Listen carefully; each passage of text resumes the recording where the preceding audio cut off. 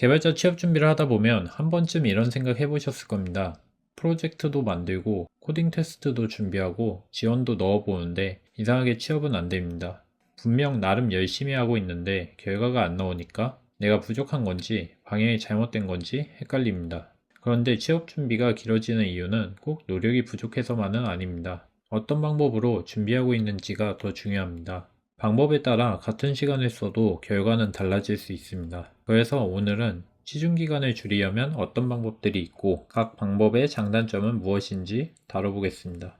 저는 치중할 때 공부량도 중요하지만 올바른 방향인지 확인하고 개선하는 게 더 중요하다고 생각합니다. 같은 3개월을 써도 어떤 사람은 혼자 준비만 하다가 취업에 실패합니다. 어떤 사람은 중간중간 이력서도 고치고 포트폴리오도 고치고 면접 답변도 개선합니다. 뭘 더 해야 하지보다 내가 부족한 부분을 어떻게 파악하고 개선할 수 있는지가 중요한 것 같습니다. 먼저 혼자 준비하는 방법이 있습니다. 이건 돈이 가장 적게 들고 내 속도대로 갈 수 있는 장점이 있습니다. 이미 목표가 분명하고 채용 공고를 보면서 필요한 역량을 스스로 파악할 수 있는 사람에게는 혼자 준비하는 게 오히려 빠를 수 있습니다. 주변에 현업자나 같이 준비하는 사람들이 있어서 중간중간 피드백을 받을 수 있다면 더 그렇죠. 하지만 혼자 준비하는 것의 단점은 내가 올바르게 가고 있는지 확인하는 게 어렵다는 겁니다. 프로젝트 하나를 몇 달 동안 붙잡고 있는데 그게 실제 채용에서 어떻게 보일지 모른 채로 계속 준비하는 경우가 있을 수 있고요. 코딩 테스트, CS 지식, 포트폴리오를 전부 다 건드리다가 뭐가 제일 중요한지 모른 채 시간이 지나가기도 하고요. 그래서 혼자 준비하는 것은 이미 방향이 어느 정도 잡힌 사람에게는 효율적이지만 방향을 모르는 상태에서는 제일 오래 걸릴 수 있습니다. 그 다음은 강의입니다. 이 방법의 장점은 시작이 쉽다는 겁니다. 무엇부터 해야 할지 모르겠는 사람에게는 구조를 잡아주는 것만으로도 도움이 됩니다. 특히 비전공자이거나 공부를 어디서부터 시작해야 할지 감이 없는 분들에게는 진입장벽을 낮춰주는 역할을 합니다.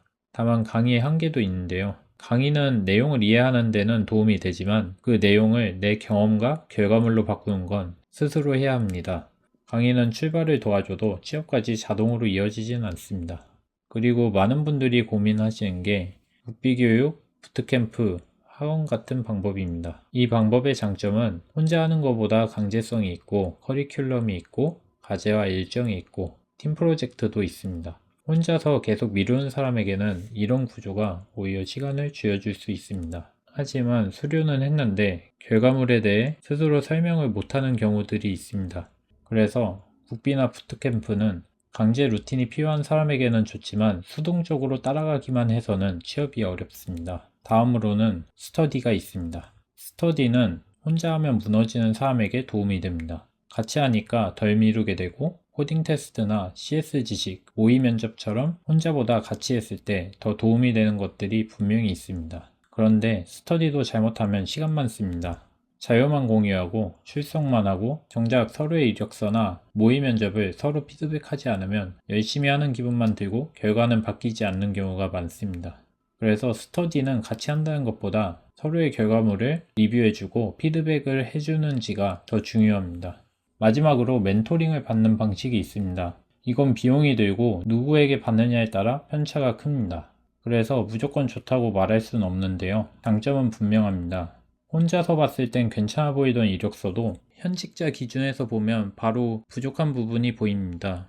포트폴리오도 마찬가지입니다. 내가 열심히 만들었다고 끝이 아니라 그게 실제로 취업에 도움이 되는지를 봐야 됩니다. 면접 답변도 내가 봤을 땐 괜찮은데 듣는 입장에서는 너무 추상적이거나 임팩트가 없을 수 있습니다. 그래서 어떤 사람에게는 혼자 준비하는 것이 가장 빠를 수 있고 어떤 사람에게는 강의나 국비가 더 맞을 수 있고 또 어떤 사람에게는 멘토링이 시간을 많이 쥐어줄 수 있습니다.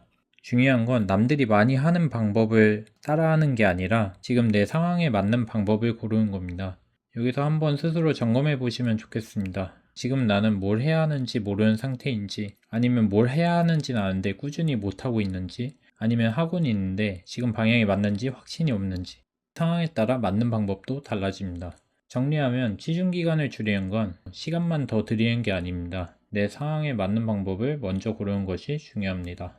그리고 그 방법들 중에서 어떤 사람에게는 멘토링처럼 중간중간 점검을 받을 수 있는 방식이 시간을 더 쥐어줄 수 있습니다. 다음 영상에서는 왜 멘토링이 시준 시간을 더 줄일 수 있는지 다뤄보겠습니다. 감사합니다.